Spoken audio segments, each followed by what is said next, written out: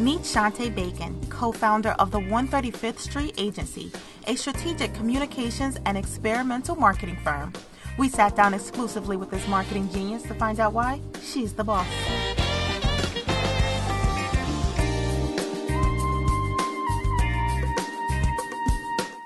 Shante, I am super excited about this interview. You're like a friend in my head. But before we can know what it's like to spend a day in your shoes, first we have to know what shoes you spend your day in. Shoe game, check. Tell me about these shoes that you work in, Miss Bacon. These are actually some of my current faves right now, I guess for the month of January, only because I have two blazers that match them exactly, and I love black tanks, so it's like, you know, I've got a little bit for all parts of it, and then that little strip of taupe in the middle, it's my fave. I love the black heel, it's great. So getting into She's the Boss, you are actually our youngest featured boss on the series.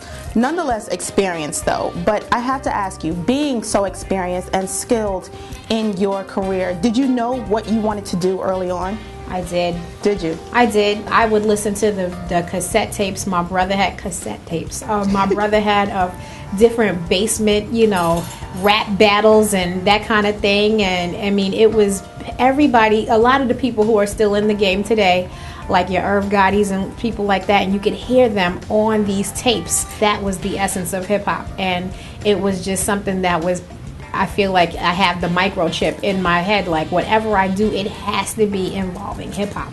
And it all worked out for you because you ended up being hired to work at Def Jam with Kevin Liles, who is also a big name in music. And as you go down the list, so many would describe you as a relentless worker. You have this amazing work ethic, but how would you describe it? I think that my work ethic is a result of constantly being blessed with people who pushed me out of my comfort zone. Being blessed enough to go into working for what I think these three people are the most amazing people I've ever met, and they've changed my life, and that would be Leor Cohen, Kevin Liles, and Julie Greenwald. They're the only three people walking this planet where when I'm in front of them, I'm stuttering, I'm got hot flashes. I think they're so smart. I'm like, is what I'm saying smart? I'm very self-aware when I'm around them because I think they're three of the smartest people I've ever met. And they teach, and they are definitely a unit that pushes you outside of your comfort zone. They know you can do better, and they're not going to accept less than that. It's always been a dream of mine to own my own business and get my business to the point where it helps other African American entrepreneurs own their own business. So tell me about 135th Street Agency. 135th Street Agency is my baby, and I co-parent it with Saptosa Foster. It is a strategic communications and experiential marketing firm. We focus on campaigns that resonate with the urban youth consumer and the urban business professional. So tell me about some of your clients and the projects that you work on. Okay, well, our first client was U.S. Postal Service. They were the first check in May 2005 that we got. That was our first major campaign, and then after that we worked with Def Jam. When Jeezy was new, we worked on the Coca-Cola Summer Scope basketball camp, basketball and entertainment camp. We worked with the National Education Association, which is the largest labor union in the country that includes all the public school teachers in America. We did a campaign for them. 2 years ago, we actually broke into the film and TV industry. 2012 was very busy for you. Now, with all of the expertise and knowledge that you have, becoming the boss is a whole other level. What kind of learning curve did you encounter starting your agency?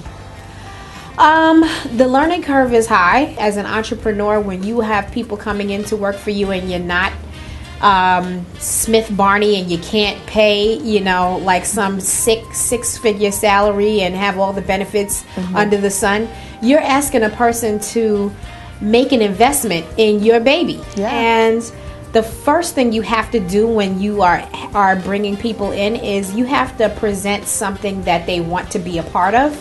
And then you really have to be a leader who is taking them somewhere they want to go. What's next for you? What else do you want to add to your empire?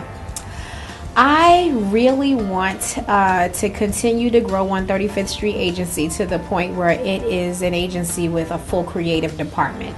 and a full team of strategists and people who get the chance to work on gigantic ad campaigns, and people who have not just 2 or 3 interns, but 50 interns who are working in different departments all across the company, and people who are moving up and inheriting, senior VP titles and traveling and speaking on panels. And probably one of the best things I can only imagine is when you're at a Steve Jobs level or any other, owner of a huge company. Well, you are well on your way. Thank you so much for giving us insight into your career as well as your baby, your agency. Thank you. And thank you for watching this episode of She's the Boss. You can catch other episodes at madamenoir.com. In the meantime, be sure to like us on Facebook and follow us on Twitter at Madam Noir.